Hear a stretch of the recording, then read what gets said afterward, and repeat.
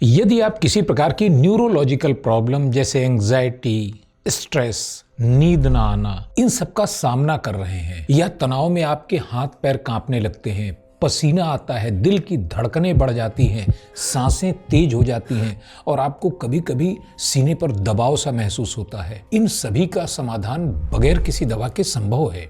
क्योंकि वास्तव में ये कोई बीमारी नहीं है, ये केवल हमारे शरीर की ऊर्जा का असंतुलन है। क्योंकि जब ब्रेन और बॉडी का जो कोऑर्डिनेशन है, जो एक्सिस है, ये गड़बड़ हो जाता है, योग के अनुसार प्राण ऊर्जा का प्रवाह पूरे शरीर में समान रूप से नहीं होता है, तो ये उन्हीं का नतीजा होता है और इसे ठीक किया जा सकता है। सबसे पहला सवाल ये उठता है कि शरीर और मन का, ब्रेन और बॉडी का ये संतुलन बिगड़ता क्यों है? क्योंकि बचपन से तो ये बना हुआ मिलता है। तो इसका जवाब योग देता है। वो कहता है कि हमारे शरीर की 72,000 ऐसी नाड़ियां हैं जिसमें प्राणों का प्रवाह होता है। ठीक उसी तरह जैसे हमारे फिजिकल बॉडी में ब्लड की नलियों में खून का प्रवाह होता है, वैसे ही हमारी प्राणिक शरीर में या एनर्जी बॉडी में प्राणों का प्रवाह होता है। और ये ठीक ऐसी ही होती है जैसे हमारे घरों की वायरिंग में बहती हुई बिजली की करंट। अब ये करंट कम हो जाए तो भी प्रॉब्लम है, ज्यादा हो जाए तो भी प्रॉब्लम है। ठीक उसी तरीके से अगर हमारे शरीर में ऊर्जा का प्रवाह कम हो जाए तो भी बीमारी होगी और अगर बढ़ जाए तो उससे अलग ढंग की प्रॉब्लम होगी। एपिलेप्सी इसका बहुत अच्छा उदाहरण है। वह शरीर में ऊर्जा के अचानक इकट्ठा हो जाने और ब्रेन के न्यूरॉन्स के अचानक एक साथ फायर होने के कारण उत्पन्न अव्यवस्था है और इसका कोई कारण नहीं है। हो सकता है ये सारी बातें आपको पहले से पता हो और आपको पता है कि ठीक है, मानसिक शांति के लिए और ऊर्जा संतुलन के लिए आप तरह तरह के प्रयोग करते हैं, प्राणायाम करते हैं, आसन करते हैं, मेडिटेशन करते हैं, लेकिन प्राणायाम का लाभ नहीं मिलता, मेडिटेशन में मन नहीं टिकता और जो भी आप प्रयास करते हैं कुछ दिन बाद उसे निराश होकर छोड़ देते हैं। कारण क्या है? इसका कारण हठ योग प्रदीपिका में बताया गया है कि यावद नाड़ी न शुद्धयन्ति तावत मुक्तिर्न लभ्यते। यानी जब तक आपके शरीर की नाड़ियां यानी ऊर्जा के चैनल्स आपके क्लियर नहीं हैं, तब तक किसी भी योग, प्राणायाम या मेडिटेशन का पूरा लाभ मिलना संभव नहीं है।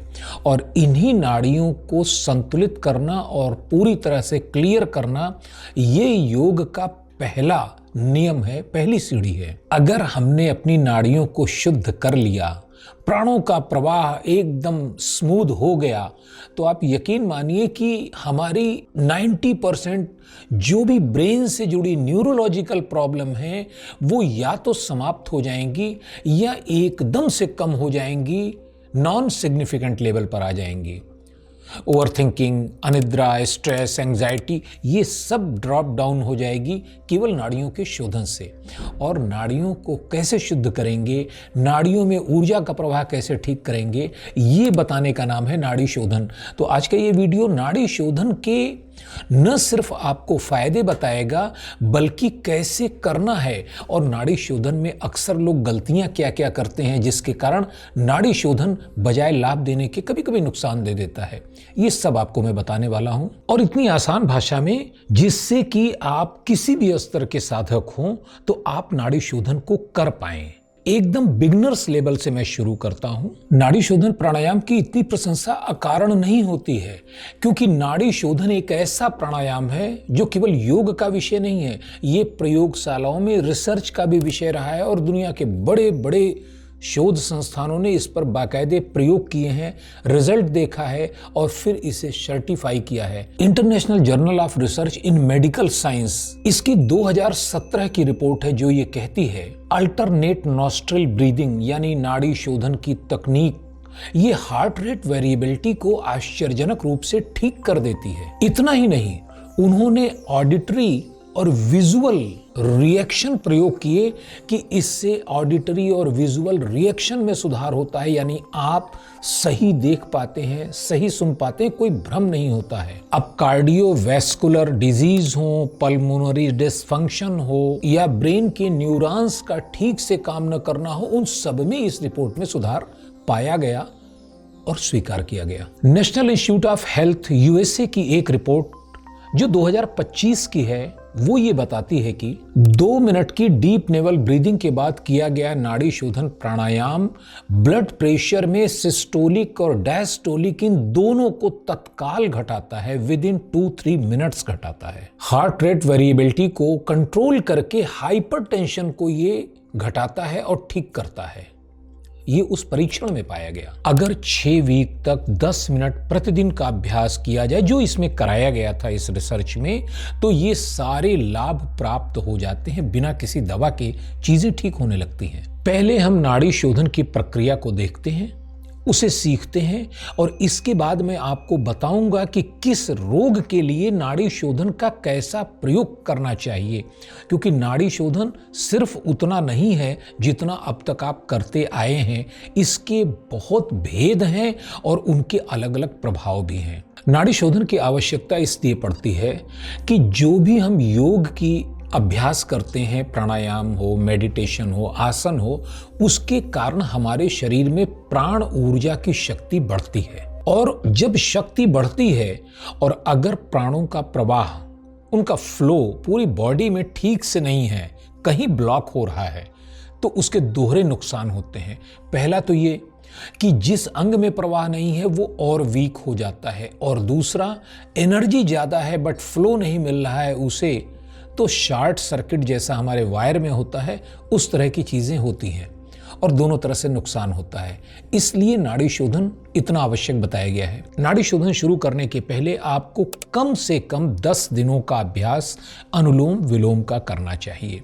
सीधे नाड़ी शोधन पर जाना उतना अच्छा नहीं माना गया है, क्योंकि अनुलोम विलोम जब आप करते हैं तो आपकी इड़ा नाड़ी, पिंगला नाड़ी दोनों ही संतुलित होती है और शरीर के दोनों हिस्सों का एनर्जी बैलेंस ठीक होता है, क्योंकि नाड़ी शोधन सीधे दोनों पर एक साथ काम करता है। उसके पहले कम से कम 10 दिनों का अनुलोम विलोम का अभ्यास कीजिए। विष्णु मुद्रा बनाइए, जिसमें आपकी 2 पहली उंगलियां अंदर की ओर मुड़ी हो, अंगूठा और रिंग फिंगर खुली हुई हो।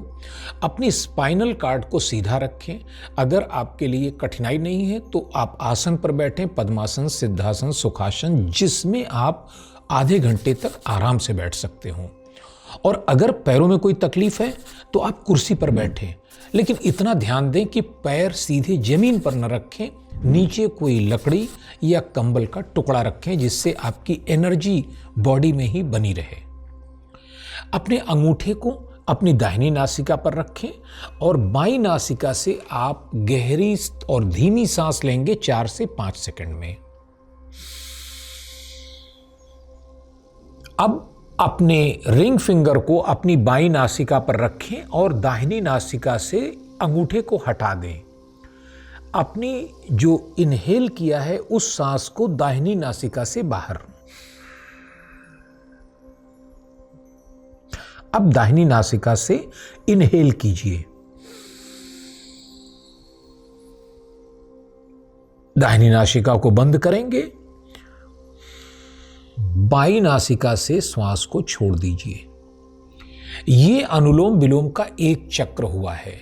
इसमें बीच में कोई पॉज नहीं लेना है, कोई कुंभक नहीं करना है। जितनी देर में आपने ब्रीथ लिया है लगभग उतनी ही देर में या उससे थोड़ा अधिक समय में उसे छोड़ना है। जितने में लिया है उससे कम में नहीं छोड़ना है, बस इतना ध्यान आपको रखना है। और यह प्रक्रिया आपको 11 से लेकर 21 बार पहली जब शुरुआत करेंगे तो करनी है। धीरे धीरे इसका समय बढ़ाकर इसे आप 3 से 5 मिनट तक कर सकते हैं। 10 दिनों तक इसको करने के बाद आपके शरीर की ऊर्जा संतुलित होने लगेगी। आपको इसका लाभ दिखने लगेगा, क्योंकि आपके मन में जो अचानक विचारों का एकदम झंझावात उठता था, पल्पिटेशन होता था, धड़कन बढ़ जाती थी, वो सब आपका कंट्रोल में होने लगेगा मात्र अनुलोम विलोम से। नाड़ी शोधन का ये पहला चरण है। अब हम चलते हैं इसके दूसरे चरण की ओर। दूसरे चरण में 10 दिनों के अभ्यास के बाद आप होल्ड करना शुरू करेंगे। इस अभ्यास में हम कुंभक को भी सीखेंगे। कुंभक का अभ्यास करने के लिए जब आप अपनी बाईं नासिका से श्वास लेंगे तो जितने समय में लिया है उतने ही समय तक उसे अंदर होल्ड करेंगे कुंभक के रूप में, और फिर उतने ही समय में छोड़ देंगे। यहां अनुपात 1-1-1 का रहेगा।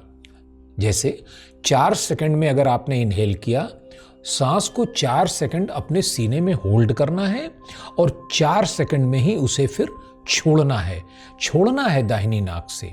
करके देखते हैं, ज्यादा समझ में आएगा।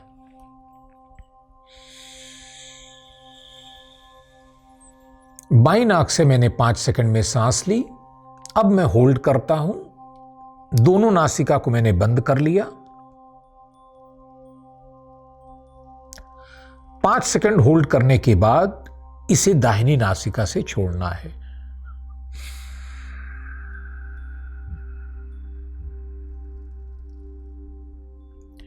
अब दाहिनी नासिका से रेचक करना है।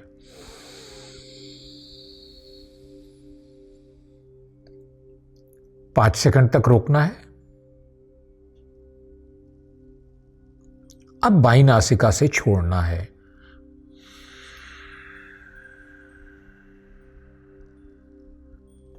ये आसान है। एक चक्र पूरा हुआ। अब इसमें हमने फर्क ये किया, पहले 1 सप्ताह 10 दिन तक हमने कोई होल्डिंग नहीं की थी। अब हम होल्डिंग कर रहे हैं, लेकिन अनुपात 1-1-1 का है। जितनी देर में लेना है उतनी देर रोकना है, उतनी देर में छोड़ना है। बाएं से लेना है, दाहिने से छोड़ना है। जब दाहिने से इनहेल करेंगे तो बाएं से छोड़ना है। ये एक चक्र पूरा होगा।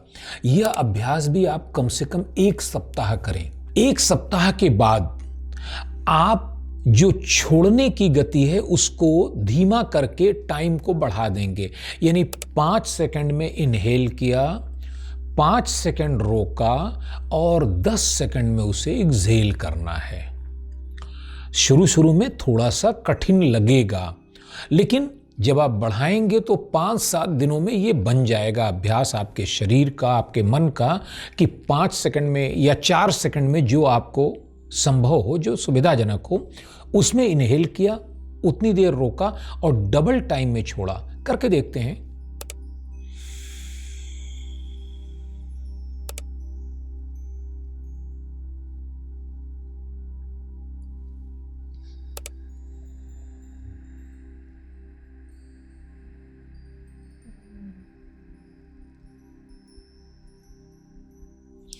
मैंने 5 सेकंड में सांस ली, 5 सेकंड होल्ड किया और 10 सेकंड में उसे एक्सहेल किया। अब दाहिनी नासिका से 5 सेकंड में इनहेल करना है, 5 सेकंड रोकना है और 10 सेकंड में छोड़ना है।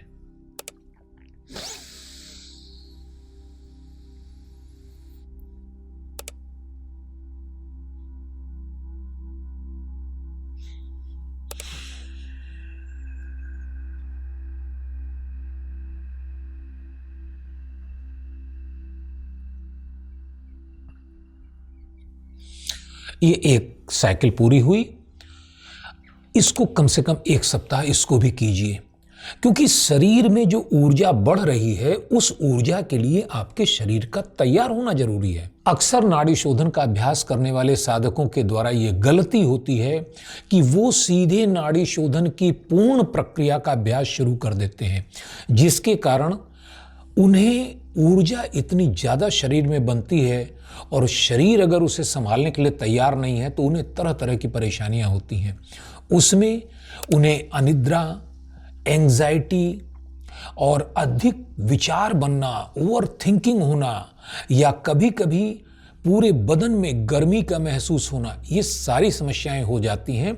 इसलिए शरीर को पहले तैयार करना है। हमारे यहाँ कहते हैं ना, पात्रता उसके बाद प्राप्त करना।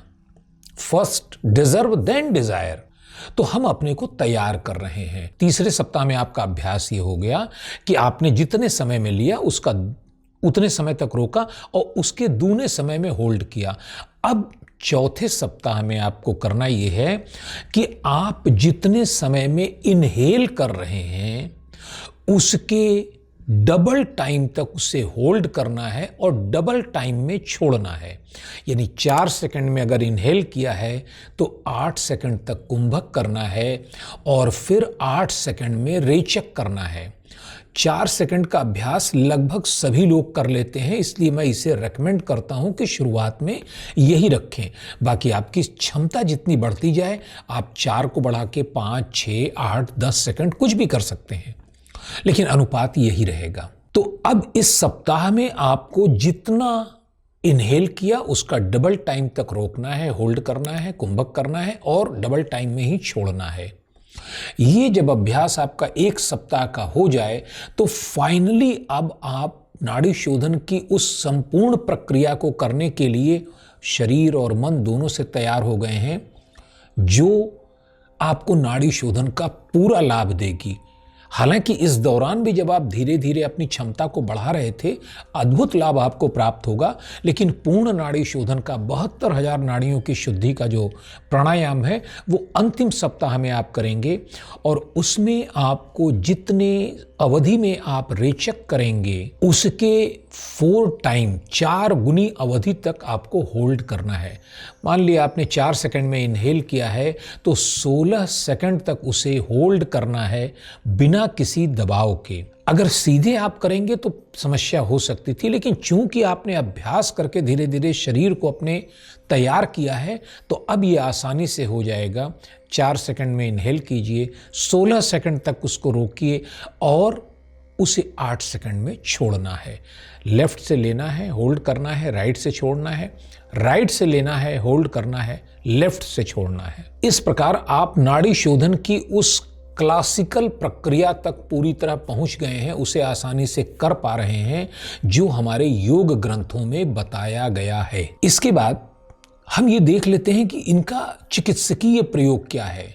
तो नाड़ी शोधन में आपको जो एक एडिशन मैं बताने वाला हूं वो है, आपका दाहिना हाथ तो विष्णु मुद्रा में रहता है, इसको विष्णु मुद्रा कहते हैं, जो अंगूठे और रिंग फिंगर का प्रयोग करके आपके नासिका को बंद करना और खोलना ये दोनों काम करता है।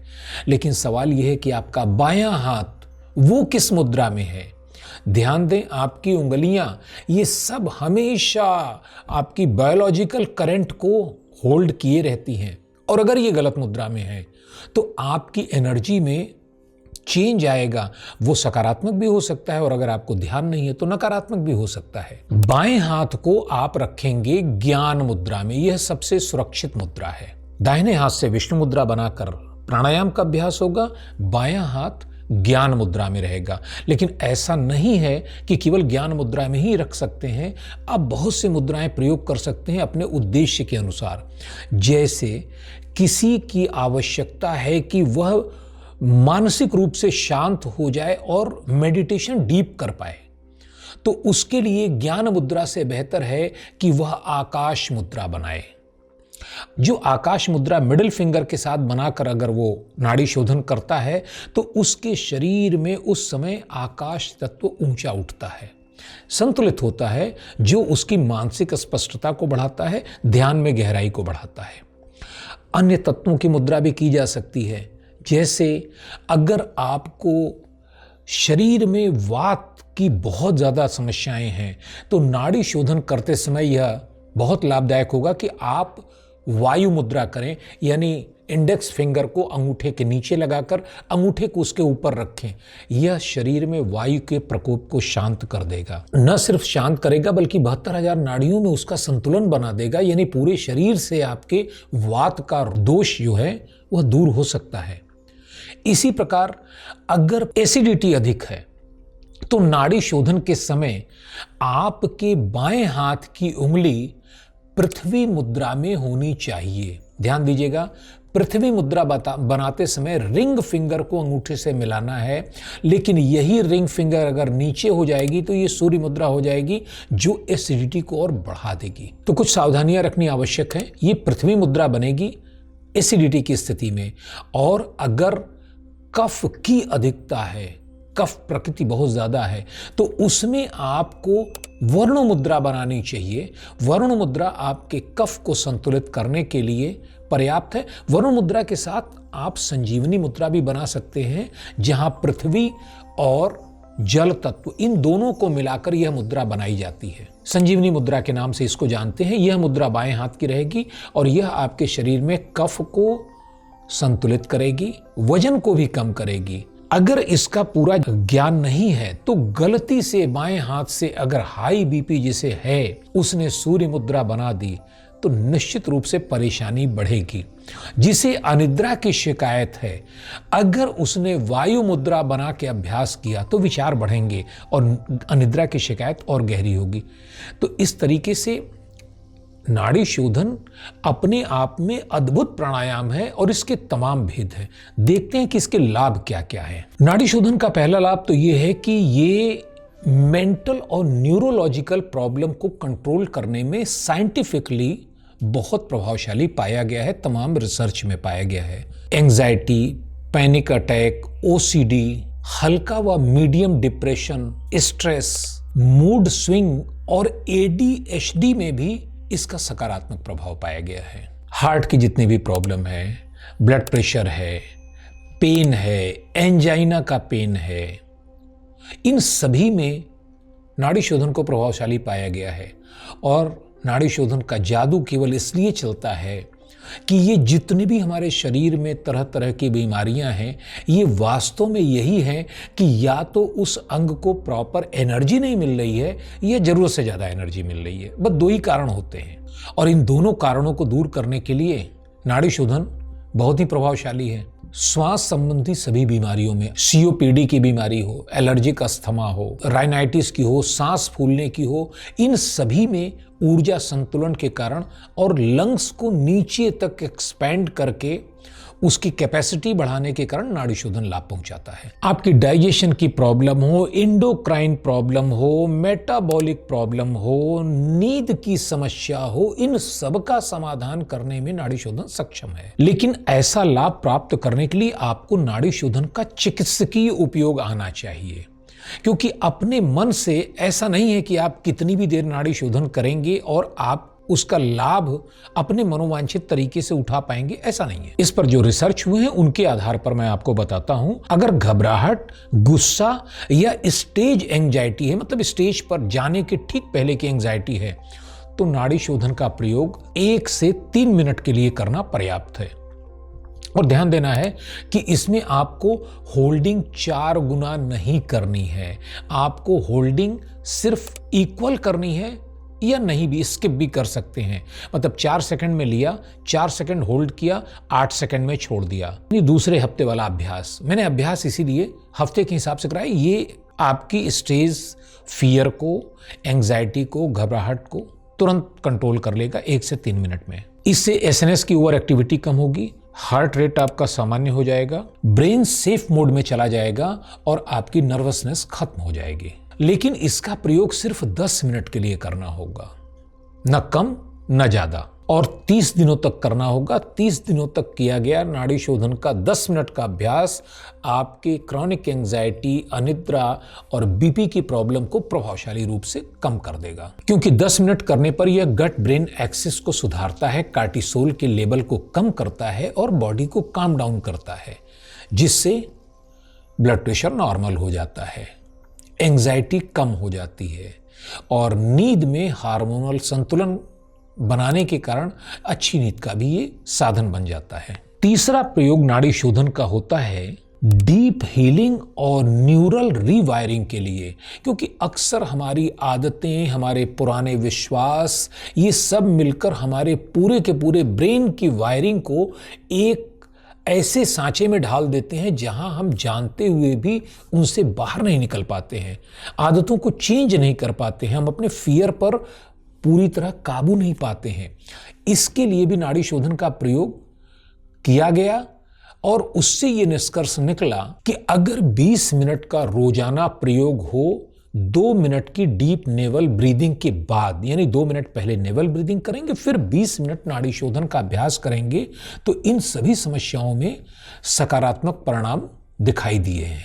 इससे साइकोसोमैटिक बीमारियां जैसे माइग्रेन, टेंशन या शरीर में हार्ट के पास ब्रेन में होने वाला अचानक पेन, जो साइकोसोमैटिक कारणों से पैदा होता है, इमोशनल ट्रॉमा की स्थिति में ये इमोशनल ट्रॉमा को रिलीज करने में सहायक हो जाएगा। और अगर 20 मिनट का प्रयोग 90 दिनों तक किया जाए तो यह आपके मेडिटेशन स्टेट को बना देगा, थीटा स्टेट में जाने में सहायक है, जिससे आपका मेडिटेशन बहुत गहरा हो सकता है, निर्विचार मेडिटेशन आप कर पाएंगे। इसमें होल्डिंग पारंपरिक तरीके से करनी है, जितने समय में लेना है उसका 4 टाइम 4 गुना समय तक रोकना है और उसके दूने समय में छोड़ना है, यानी 4, 16, 8 का रेशियो रहेगा इसमें।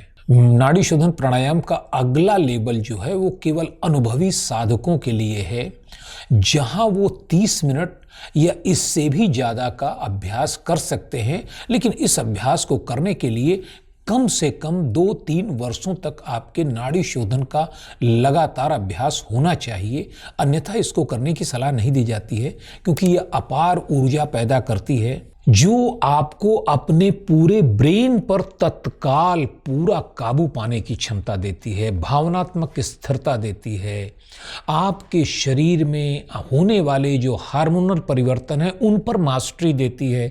यानी जब आप चाहेंगे तभी आपके मन में कोई विचार उठेगा, अन्यथा कोई विचार नहीं उठेगा। ये वास्तव में सेल्फ रेगुलेशन पर मास्टरी है और इसे कम से कम 120 दिनों तक करना होता है, लेकिन बिगिनर्स के लिए ये नहीं है। इसलिए इसके बारे में हम लोग किसी और वीडियो में, जो अनुभवी साधक हैं उनके लिए हम वीडियो बनाएंगे, विस्तार से बनाएंगे, जिसमें इस बारे में आपको पूरी जानकारी देंगे। तो दोस्तों, ये वीडियो आपके लिए केवल इसलिए मैंने बनाया है कि आप नाड़ी शोधन की सारी बारीकी को समझ सकें और अपने लिए उसका प्रयोग सुरक्षित रूप से कर पाएं। मैं आशा करता हूं कि ये वीडियो आपको अच्छा लगेगा, आप इसका प्रयोग करेंगे और अगर आप इसका प्रयोग करें, आपको लाभ हो तो अपने कमेंट से अवगत कराइएगा। और एक बात और, अगर आपको वीडियो अच्छा लगा हो तो प्लीज़ अभी तक अगर नहीं किया है तो सब्सक्राइब कर लीजिए और लाइक कर दीजिए। साथ ही अगर आप किसी को सिखाना चाहते हैं तो इस वीडियो को उन्हें रेफर भी कीजिए, उन्हें शेयर भी कीजिए। जय हिंद, जय भारत।